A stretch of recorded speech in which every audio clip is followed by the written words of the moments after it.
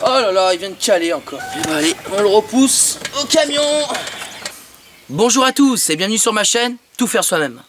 Aujourd'hui, je voulais partager une astuce avec vous pour que vous puissiez vous aussi fabriquer un booster compact pour démarrer votre moto, votre quad ou tout simplement un tracteur tondeuse. Je vais vous montrer comment le réaliser et il ressemblera à peu près à ça. Ces trois équipements, ils fonctionnent sur batterie. Il n'y a pas de kick pour les mettre en route. Et en fait, on n'a pas assez de place pour les stocker. Donc la plupart du temps, ils dorment dehors.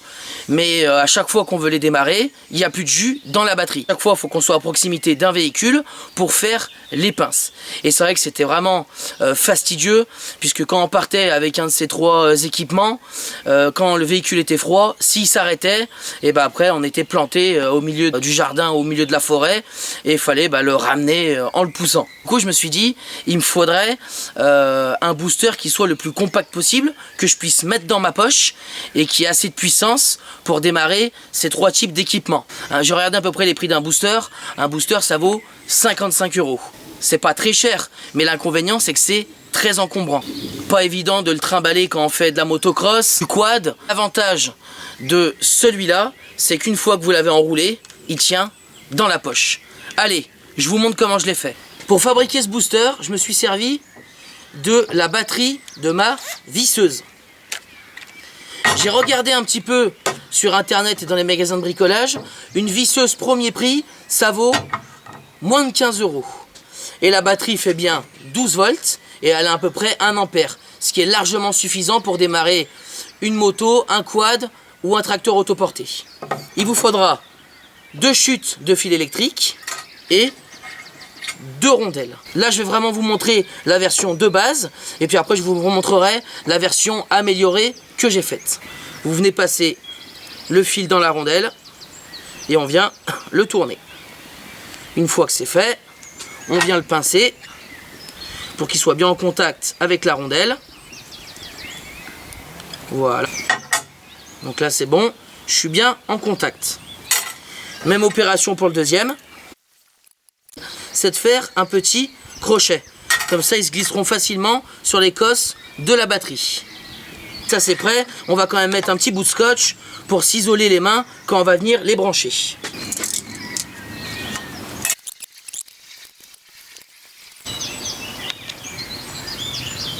Le plus, le moins. Et ça y est, notre booster est prêt. Donc ça, c'est vraiment le premier que j'ai fabriqué, donc le plus simplement possible. Et je vais vous montrer la version améliorée que j'ai faite. Pour la version améliorée, bien évidemment, j'ai pris la même batterie. Et en fait, j'avais récupéré sur un vieux chargeur de batterie les pinces.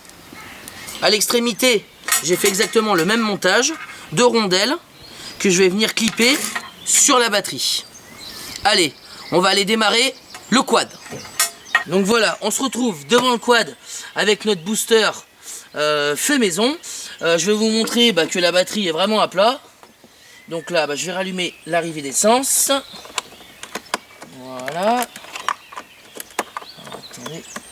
Voilà. Tac. Le démarreur. Et là, je pense que vous entendez. Aucune patate dans la batterie. Allez, on va brancher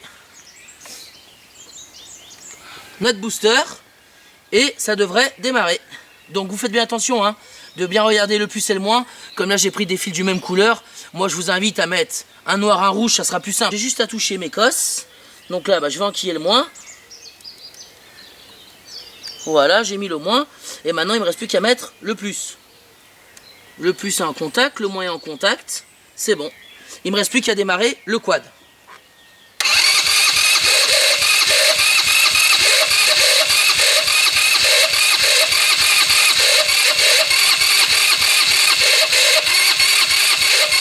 Alors il a du mal à démarrer. On entend qu'il tourne. Est-ce que l'arrivée d'essence est bien là? Oui. C'est bon. La bougie. On est OK. Allez mon coco. Tu vas démarrer hein.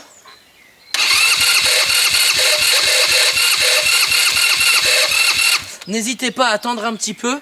Là, vous voyez, j'ai laissé la batterie quelques secondes branchée à l'autre batterie. Ça la recharge.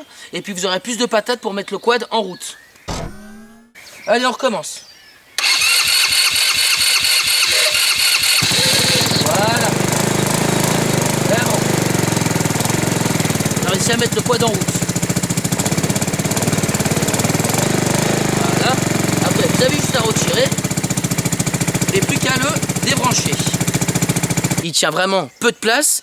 On peut le mettre facilement dans un sac à dos et partir soit en motocross, soit en quad. L'esprit vraiment tranquille. Dernière information, parce que je pense que c'est une question que vous allez me poser dans les commentaires. C'est une petite batterie, hein. Elle fait 12 volts, 1 ampère. En magasin à 15 €, c'est ce que vous trouverez. Pour un véhicule ou pour un camion, bien évidemment, elle aura pas assez de force. On va vraiment investir dans un booster. Puisqu'à 55 €, si vous achetez une batterie d'une visseuse sans fil qui fait 3 ou 4 ampères, la machine doit peut-être coûter 200 ou 300 €. Écoutez, j'espère que cette petite création d'ail, comme on dit, vous aidera. Si vous voulez continuer à me suivre, n'hésitez pas à cliquer sur le petit lien juste en bas de l'écran. Et nous, on se retrouve dans la semaine pour une nouvelle vidéo.